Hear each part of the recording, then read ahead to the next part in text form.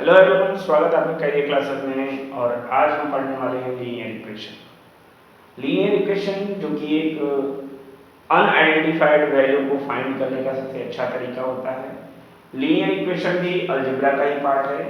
हमने आपको पहले सेशन में जो कि 4 पार्ट्स में हमने आपको अलजेब्रिक एक्सप्रेशन पढ़ाया और आज मैं उसी से रिलेटेड स्टार्ट करने वाला हूँ लीनियर इक्वेशन। और एक चैप्टर मैंने और पढ़ा इंटीजर्स, और उसके बाद मैंने जो चैप्टर स्टार्ट किया वो स्टार्ट किया आपका ट्रायंगल।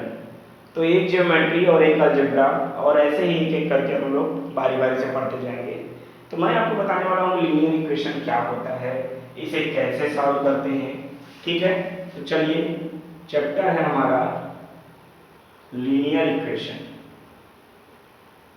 लीनियर इक्वेशन एक्चुअली में इसका नाम है लीनियर इक्वेशन। इक्वेशन क्या होते हैं? इक्वेशन जो होते हैं, मैंने पहले ही बताया अलजेब्रा में आपको, आप देखिएगा मेरा वीडियो अलजेब्रा का, जो कि कांस्टेंट और वेरिएबल से मिलकर बनते हैं। कांस्टेंट और वेरिएबल से मिलकर बनते हैं, उनको हम लोग इक्वेशंस कहते हैं। और मैंने आपको उसके टाइप भी बताए थे कि मोनोमियल, बाइनोमियल्स, ट्राइनोमियल्स, पॉलिनोमियल्स। उसके जो एक्सप्रेशंस के टाइप हैं, इक्वेशंस के जो टाइप हैं, वो भी मैंने आपको बताया। और आप देखिएगा तो जो इक्वेशंस होते हैं वो कांस्टेंट और वेरिएबल की हेल्प से मिलकर बनते हैं। और यहाँ एक वर्ड नया आ रहा है जो कि लीनियर, जिसका नाम क्या है? लीनियर। लीनियर का मतलब क्या होता है? पावर 1। जिस इक्वेशन की में वेरिएबल की पावर 1 होती है, जिस इक्वेशन में वेरिएबल की पावर 1 होती है, उसे हम लोग लीनियर इक्वेशन कहते हैं। जैसे मैं आपको एक इक्वेशन लिख के दिखा दूं, जैसे लिखा है 2x + 4 is equal to 0। 2x + 4 is equal to 0। तो ये हमारा क्या है? x की पावर यहाँ देखिए क्या है? 1 है। तो x की पावर 1 है, इसका मतलब ये क्या है? लीनियर इक्वेशन है। तो मैंने यहाँ बताया जिसका पावर, जिस वेरिएबल का पावर क्या हो, जिस वेरिएबल का पावर 1 होगा, ठीक है, उसे हम लोग लीनियर इक्वेशन कहेंगे। लीनियर इक्वेशन को सॉल्व कैसे करते हैं? देखिए, बेसिकली इसमें बहुत कुछ नहीं जानना है आपको, इक्वेशंस को सॉल्व करने का तरीका जानना है। तो इक्वेशन को सॉल्व करने से पहले आपको दो चीजें जाननी होंगी जो सबसे इंपॉर्टेंट है, एक एलएचएस और एक आरएचएस। एलएचएस और आरएचएस समझना बहुत जरूरी है। क्यों? क्योंकि साइन का बहुत बड़ा रोल है इसमें, कि हम जब आरएचएस से एलएचएस में आएंगे तो किसी नंबर का साइन क्या हो जाएगा, या एलएचएस से आरएचएस में जाएंगे तो क्या साइन रहेगा। देखिए, अगर एलएचएस में आपका कोई नंबर नेगेटिव में है तो आरएचएस में आने पर पॉजिटिव हो जाता है। एलएचएस में कोई नंबर पॉजिटिव में है तो एलएचएस में जाने पे नेगेटिव हो जाता है। एलएचएस में कोई नंबर मल्टीप्लाई में है तो आरएचएस में जाने पे डिवाइड हो जाता है। एलएचएस में कोई नंबर डिवाइड में है तो आरएचएस में जाने पे मल्टीप्लाई हो जाता है। सेम होगा आरएचएस एलएचएस, ये आपको समझना बहुत जरूरी है। अगर ये समझ गए तो इतना मान के चलिए कि आपके लीनियर इक्वेशन के क्वेश्चन सॉल्व हो जाएंगे।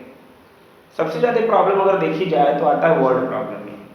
वर्ड प्रॉब्लम ज्यादा प्रॉब्लम आती है क्योंकि वहां पे इक्वेशन आपको फॉर्म करना पड़ता है।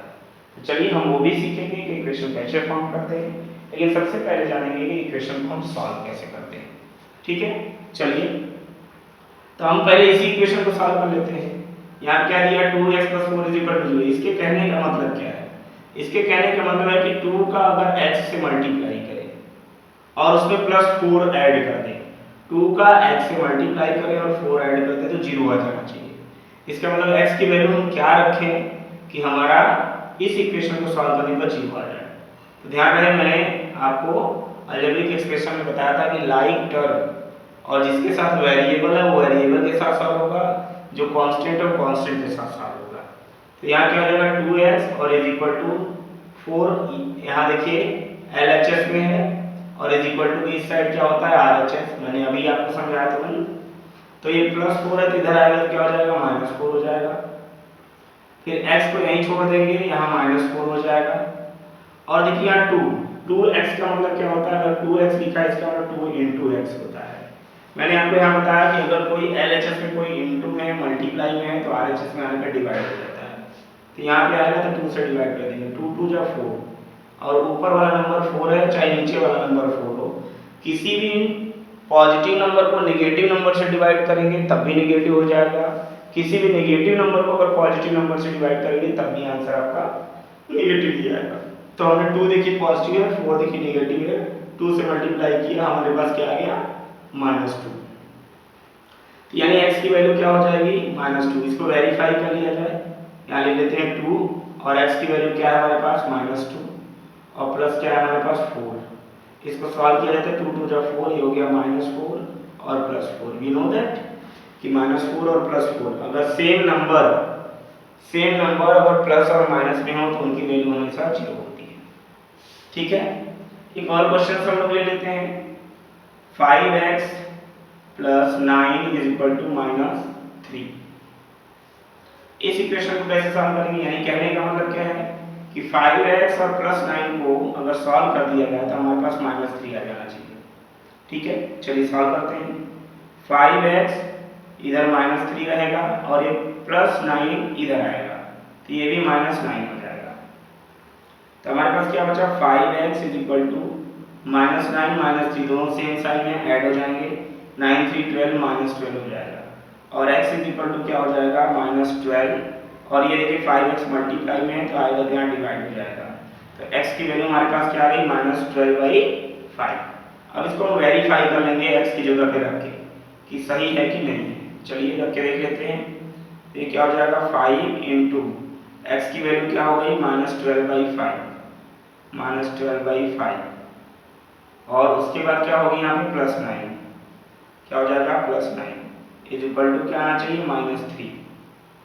ठीक है, तो देखिए यहाँ 5 मल्टीप्लाई में या 5 डिवाइड में, तो 5 से 5 कट जाएगा, बचेगा हमारे पास -12 + 9 तो -12 और +9, तो 12 में से 9 गया 3 और 3 किस में होगा माइनस में, क्योंकि बड़ा नंबर माइनस में है।